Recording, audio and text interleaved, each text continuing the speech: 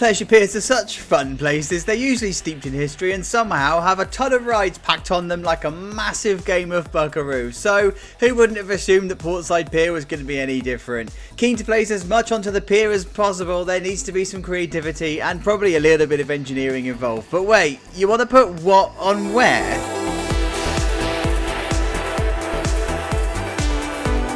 Hello you guys, welcome back to Planet Coaster 2, welcome back to Portside Pier. Yes, we are building a pier over a number of seasons, but kind of not like Fantastica because we can't really balance a pier properly. A pier wouldn't be left with loads of space. But anyway, we're dealing with it and you can see that this week is already in place. But just to refresh your memory, this is what we did last week. It was Whitewater Flume. Yes. Now, I have spotted a number of bugs in the game that I've sent across to Frontier, so that's all good. But you saw me at the last episode really struggling with this exit path, and yeah, it's now working. It's not pretty, and it's not entirely realistic. It's fine. It's fine. But what that does mean, though, the reason I'm telling you that is because this week we're doing a Eurofighter, and I have already checked out the exit path to make sure that it all makes sense, so I don't go ahead and do 4 days worth of work to realise it's not going to work when I press play. So, here we go. Here's the Eurofighter. And by the way, yes, Eurofighters can be on piers. They're one of the only coaster types that you can actually get in a travelling variant because of the way the supports are. And when you're choosing coasters for piers, you want something that's lightweight and a low centre of gravity. And Eurofighters, they have that. They're really compact, they have a low centre of gravity, and they can be made quite lightweight. And you can make them even more lightweight by having this track type. You know, like Speed at Oakwood, this track type, the non-spine track, I don't even know what it's called, not even gonna lie. But I've decided to go for the spined version just because. Anyway, should we talk about the layout? Yes, Chacho, let's get on with the show, shall we? So we've got the station. We've got the vertical hill. This is actually 41 metres. I kind of wish that the lift hill wasn't in predetermined segments and that we could have custom segments. But you know what? I'm not mad because you can still make it look alright. This still looks okay. It's just this bit. It's not quite right, but you can't make it right with the predetermined top that you've got here. You kind of just got to work with what you've got. But anyway, it goes into a vertical loop, into an overbanked turn, and then into a turnaround similar to the one that's in Denmark that I forget its name. I kind of wanted to take inspiration from that, but actually this works better from the pier. And yes, I can do the supports for this, even though it's pointing over the side of the pier. There is this central trick that you can put in here, and I just don't know how it works. I need an engineer to explain it to me, but it does, and that it's been confirmed that it does work. So you can stick it out the side of the pier, and yeah, it can actually just happen. And then we come into an airtime hill into well, I don't even really know what the element would be called, but it's like a corkscrew turn, if you like. And then it comes into a final airtime hill, and then into the final brake run. Really small queue for this one. Ultimately, the pier is probably going to end up with no more than 1,000 guests on it at any one time. Piers don't tend to be that busy, not like an actual theme park. And that's one of the bugs, by the way. If you set a guest limit in Planet Coaster 2 at the moment, it actually stops spawning guests completely. Brilliant. So anyway, really short queue. There's the exit path. I've made them different colours so you can see them against the wood, because of course they're going to be hidden, right? And I've decided not to have steps here. I've decided to make this a ramp, so I'll put some custom steps in here with the tread plates and whatever. And then we've got some supporting rides. So we've got the Scizzor, we've got the, well, I know it is the Zipper. We do have a drop tower. I'm not entirely sure about the drop tower because they don't like being dismantled, right? They don't like being pulled apart, and this is going to be a bit of a wind risk and a topple risk. They do have a low enough centre of gravity, but it's what you anchor it to that's the problem. That's why you tend to not find drop towers on piers, and like even Brighton's with Booster, when the wind was blowing, so when there was a storm, they used to put it a horizontal so that the wind would just travel through it. Anyway, so I'm not entirely sure about drop tower, but we'll put it there anyway, just for the sake. And then we've got dodgems, because of course what pier is not complete without dodgems. You'll spot loads of little guests around, and that's because I'm trying to deal with some kind of scale. So I'm not going to do a let's play live play bit here because there's not really much to live play. Normally I do queues and stuff, but they're already in. So let's get some stuff done, and I will do a live play then. See you in a minute. Well, in true British fashion, it wouldn't be British summertime on a pier without it raining. So here you go, courtesy of Planet Coaster 2. Here's a pier in the rain. YouTube, you are welcome. So, lots happened so far. Not ready to talk about that just yet. As you know, we do this like sub-middle bit of the episode. I'm ready to talk about the custom supporting of this coaster, particularly how you support it on a pier, because it's ever so slightly different. So, there's no supports on here at the moment. So we're going to take ourselves a custom support, and of course it's going to be one of the round ones. There we go. And we are just going to basically line it up with the track as you normally would, right? So we go 1, 2, 3. Of course, this isn't going to be the final look and feel of the supports. I'm just illustrating how we're going to be able to do it, right? Then we're going to take the cross brace, or the diagonal brace, as you would. Now, this takes all of the forces, or some of the forces away, and then transfers it down. So now we're left with this problem, right? The fact that we've got nothing to attach it to on the pier. So what you'll tend to find is that there will be some kind of a concrete brace underneath here. So we go 1, 2. I've just sunk that into the pier. That it wouldn't be sunk into the pier normally. I'm just doing that because it's in the actual game. And then next we take a girder. So we're going to take one of the steel girders. I don't know which is the best one to use. I'm going to need to take this away and play with. But I think I'm going to use the western one because it's thicker, right? And then we just up the size there. And then we do that. And that. So that is now going to reinforce the whole support that's going to live here. I just need to tidy it up. I need to put the actual proper connecting brace and stuff on here. But that is how you do one of the supports. The rest of the supports will follow a very similar pattern. They'll all be connected by some kind of concrete or some kind of girder brace. Now, I mentioned earlier on about there being this ability here to have a separate brace support, right? The one that's got the central hub. I've looked into it. I'm not entirely convinced that it's going to work. I mean, I know there's some kind of scientific engineering trickery going on, a little bit like the table with the chains that support itself. You know the one I mean? The meme that's going around at the moment. Not entirely convinced this is going to work for a roller coaster. So I'm actually going to play this a little bit more safely than perhaps I need to. And it's going to be more along this line. I'm going to have to spell support correctly to start with, which is, you know, how we roll here. So let's take our round support. I'm going to put this to the edge of the pier like this, and I'm going to bring this up to sort of this level here. And again, I need to do the connector, so I know that this is not perfect. I'm going to bring this down, down, and down, and down to the pier. Right, then I'm going to be able to, well, I've got two choices, right? It depends on how your forces are, but I think this is probably going to be the more realistic of the options. Just check out the connection to the track. I think that's okay. Just, let's actually move that down to there. So 1, 2, 3, 4, 5, and then there's one more I want to do. Because this is a Eurofighter, and we need to try and have some kind of cross brace going on. So I want it to go, actually, hang on, that way and out, down there.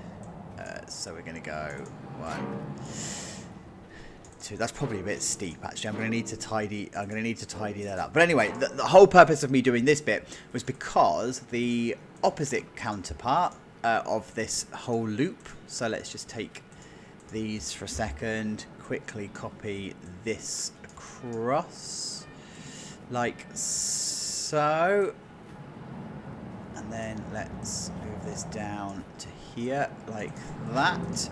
I'm now going to be able to do exactly what I did here. The difference being this is going to go across the pier rather than across the support, right? So I can then connect the concrete bit with there and there and there like so. Add in the girder to go with it. So we'll go I think that's right, like that, like that, like that, like that, like that. I'll need to tidy it up and whatever, but that's the vibe that we're going for, and that in theory should support this bit quite happily, because of course it's an archway, it supports its own weight in the same way that bridges do and stuff. And the forces should be okay on the track here, because the train is actually slowed, or has slowed right the way down as it goes through there. So it shouldn't be exerting much pressure. The pressure would be exerted here. So that's what I'm thinking with the supports. I need to go and custom support this bad boy now. So see you in a minute. So it's still raining, true to British form, only because I play on pause and it's still raining from before, right? But I think it's becoming a thing. The Fostasticator was done mostly in the rain too. I'm alright with it. I quite like the rain. So yeah, there you go. I like how this is coming together as well. This is a lovely little corner of the pier. I did kind of look at it and think, oh my god, not much has happened really. What am I going to talk about? But a lot of the work has gone into all of this support structure and the station building. So we'll talk about that in a moment. But I want to talk about this first, the drop tower, because as it turns out, atmosphere on Moore's Pier will tell us how drop towers on piers work. Essentially what they are is raised up on a platform, there's concrete underneath, and that acts as an anchor, and then out of season what they would do is dismantle the tops of the tower so it doesn't actually topple over in the bad weather and stuff. I don't quite know what happens if you get a summer storm. I haven't got that far, but anyway, it's all fine. But so that's what I've done. I've raised it up, I've given it a little bit of a metal plinth and stuff, and of course I just need to go in and tidy up all of this stuff. Like we've got the railings and whatever. But as we already know, that when we come in and we do the pathing, so I can go onto this one, and I can then just paint this, and then the whole railings and stuff disappear, and that becomes seamless. I can also do the same with the queues too. So if I go to the queues and I go to paint it, there you go, it's all then going to disappear and it just then becomes completely seamless. Happy days. I'm perfectly okay with that. Excellent.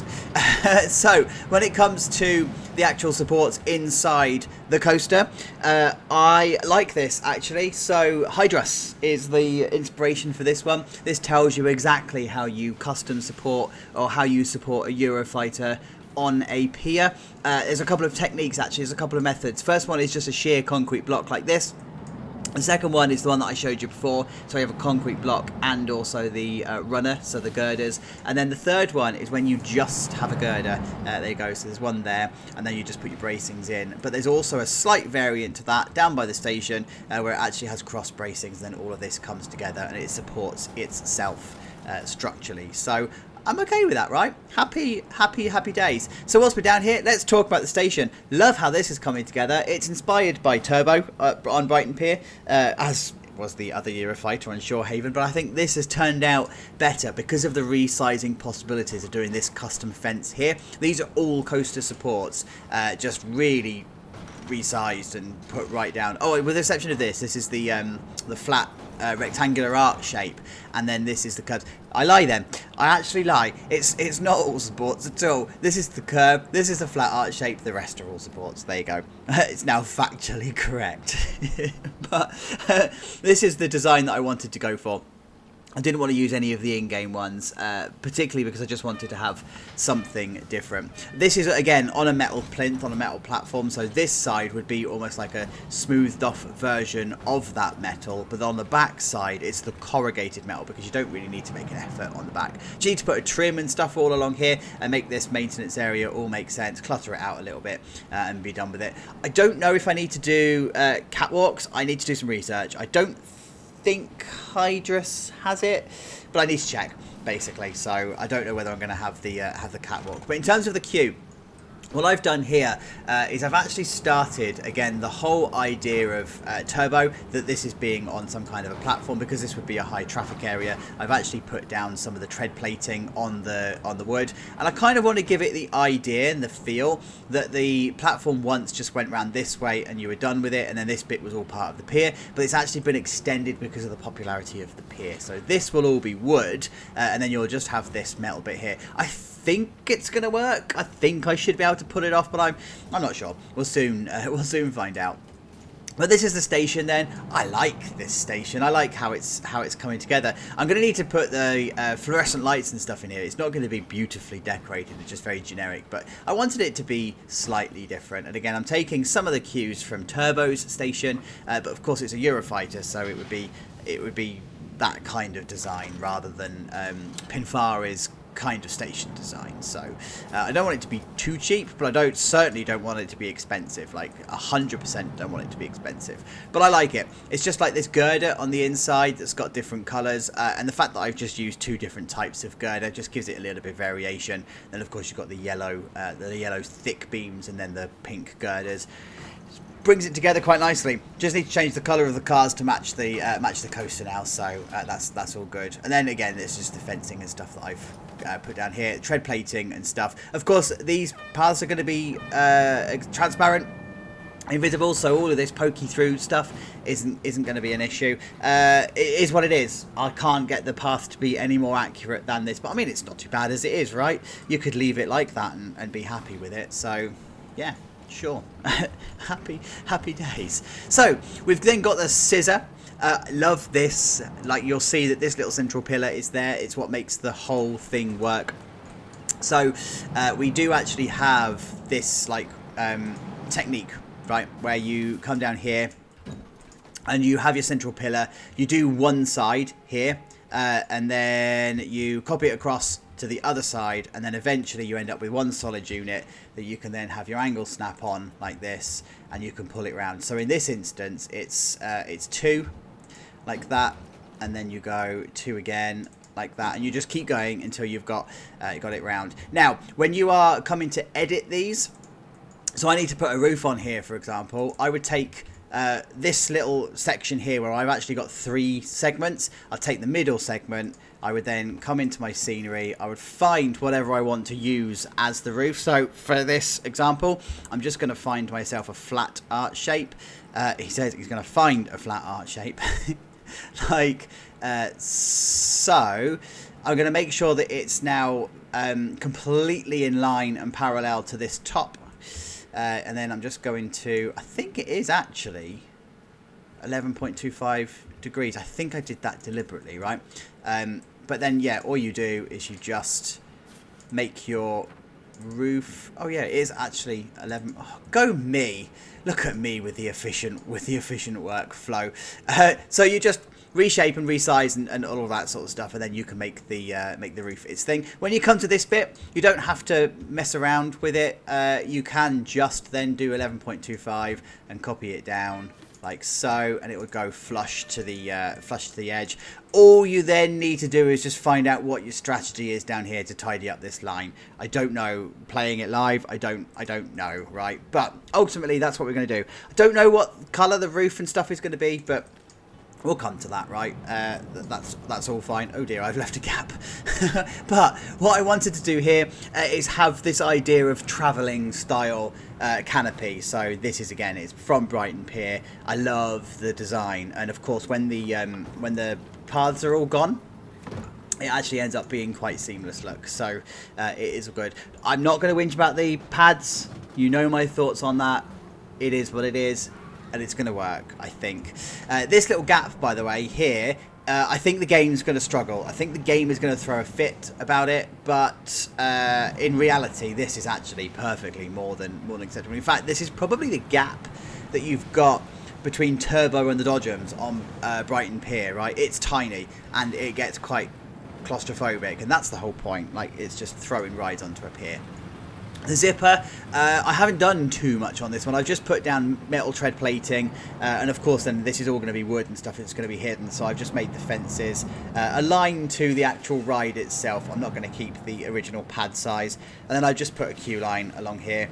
I could technically take the fence out and have a shorter one, so if I did that, for example, it would be a shorter fence. You tend to find that, but I'm going to keep the queue here because I kind of want to bring people down this way and out of the way rather than loitering in this area, because again, this is quite a tight little space. And then you've got the Dodgems. Dodgems is lovely. It's there, and again, it's exactly the same thing, but this time I have used the half queue. So even though the queue is actually going to go all the way down here, I'm going to only have the fencing for this bit because I don't think this is going to be a popular ride anyway. So there you go. That's how we're sitting at the halfway point. I'd better go get this finished, really, hadn't I? See you in a minute.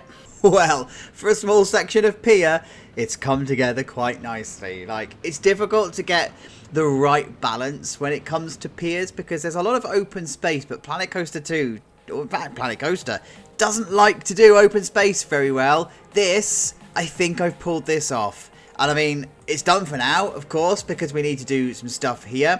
And the construction fences for next week are already up. I wonder if you can tell me what's going there. But you know what time it is? Yeah, it is. Boom! We are officially open. There we go. Loving it. Right, where do we begin? Because we now have a Eurofighter on a pier, and we are here for it. Let's start actually with the Eurofighter, shall we? So here's the station, all done, dusted as I wanted it to, corrugated roof, sorted out some of the pillars and whatever, sorted out some of the colours, and then, yeah, of course, the queue line and whatever's now been done. This is everything I wanted this to be. This is like an extended queue line. I put a rope in here. I don't normally use ropes. I normally say that my queues for the extended bit have gates, right? But I've actually decided to use a rope on this one. It feels like that's what the pier would do. So on a quiet day, they would just open this and you'd be able to walk along here, along the tread plate, then up the stairs and then into the station, right? Absolutely makes sense. But we've got this extended queue. I think guests are going to start using it in a moment now that we've opened the area and stuff, so it's all fine. We should see that by the end of this update. Inside the station, again, tread plates and whatever have gone down. The station doesn't need any more detail than this. Like if you look at the turbo station, there's not that much detail in there either. It's all just about the tread plate and the beams and stuff. But the maintenance area at the back, I've just kitted it out with a little bit of stuff, and I've also given it a little bit of a cover. I wasn't going to. I was going to leave it open to the elements, but actually it felt like it needed something. I had to put this in for the crane and stuff. I just felt like they'd probably make the effort to give it some kind of cover. And in answer to the question of the catwalks, it's only literally this bit here. So Hydrus only has the last bit of the brake run as a catwalk. And this, of course, is the turntable that would put the trains into the maintenance area. So you wouldn't want a catwalk here anyway. So that's what I've done. I've kept it uncatwalked along this side and then the catwalk here. So done. Happy days. A couple of floodlights along the perimeter of the actual brake runs and stuff, and that's just in case there's an evacuation during the evening. Yes, guests are using it. Look, woohoo! Yeah, so it's just in case there's an evacuation and stuff. That's what that's there for. I didn't want to put them all the way along. I don't think it's necessary. I don't think it's needed. There would be some kind of lighting package. I need to do that. But I need, so unlike last week where I was able to do the log flume, I need the stuff that's in here for context, and that's why there's no lighting package for this one just yet. It will be coming. I love how this now feels. It just feels right. Like with the custom supports and stuff, and like how the supporting structure works for Eurofighters on a pier, and just a little bit of clutter in the ride area. It doesn't have to be tidy, it doesn't have to be clean, and I don't want it overly cluttered. Just enough clutter to go, yeah, okay, they're just using the space as they can. And now it just feels right. I wasn't too sure with the colour scheme, pink and yellow, but actually, I'm alright with it. I mean, Rage is the other way around, isn't it? It's yellow and pink. But yeah, I like it. I'm here for it. I'm sold. I am sold. This little unit is a bit of a surprise. It came from nowhere. It kind of just needed to fill the space here. And so I thought, actually, you know, it'd be like some kind of grab-and-go unit. So that we've got ice cream and drinks there. Happy days. And then just at the exit here, I've just used the turnstile that's available. So that just all makes that bit all make sense. Here is the Scizzor. I love how this has turned out. This feels exactly as I wanted it to. I did have ideas of bringing this lower, by the way, so that the roof wasn't... Oh, there's a palm there. So the roof wasn't so tall, but actually when I did, this whole scale felt off. It felt wrong. So this now actually is about right. But what I love the most are these little barriers here. They're just they were so worth doing. I mean, they only took 5-10 minutes to do, and it absolutely was just totally worth it. Love the fact that the whole queue is hidden. So you've just got this little bit here that you think is the queue, but it's not. The game is actually making this bit the queue. Can't hide the strip there. Fine, I can deal with that. But especially as we've got curbless queues, right? So it absolutely works in in this context. A little bit of clutter around the outside then, a couple of games machines just to fill up the space, just to make it feel a little bit more claustrophobic. And then you've got the zipper. So the zipper, not really much is done, but this is what it looks like in the context of having no pad. I kind of wish we could get rid of these, the drains, aren't they? These separators, they're essentially drains. Kind of wish we could get rid of them, but I'm not mad. I mean, you don't notice it unless you really look out for it. If you really wanted to hide it, like over here, you can, so it's fine. But yeah, I'm happy with the tread plating and stuff. That's all making sense. And then the drop tower, exactly the same, just giving it a few touch-ups, a few finer details, and then we are calling it done, and I'm happy with it, right? I didn't want to put a massive ride sign and stuff. I mean, I just called it dropper, and then you've got zipper, and I think you've got spinner is this one, and then you've got dodgems, which makes perfect sense. So yeah, I've just decided just to keep this one nice and simple, a couple of benches and whatever around the outside, put a couple of the planters and whatever, just to give it a little bit of life, and then of course there's a queue. No one on the ride yet, but of course we will be seeing that eventually. Oh, it's nice to see the dodgems are being used. Actually, that's more than I thought it was going to be. Like, it's definitely more used than the original Planet Coaster, right? But anyway, here's the dodgems.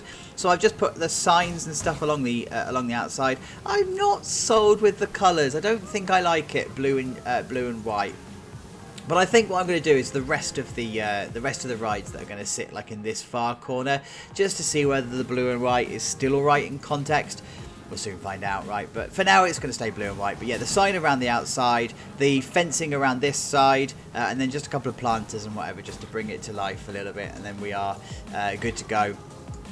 I like it. These benches and the bins, the game will allow you to place them there, but they're clearly not usable, right? The guests are just not going to use that. And I don't know if it's going to break something down the line. I don't really care. I like that they're sat there.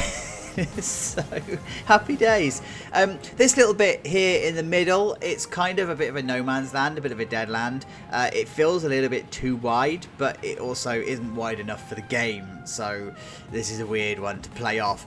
I've just for now put some picnic benches in the space. Whether I come along and do something different, I don't know. And the reason I say that is because here I did games stalls, so I already know what's coming in here, by the way, and I've already, well, in fact, you already know because it's over there, right?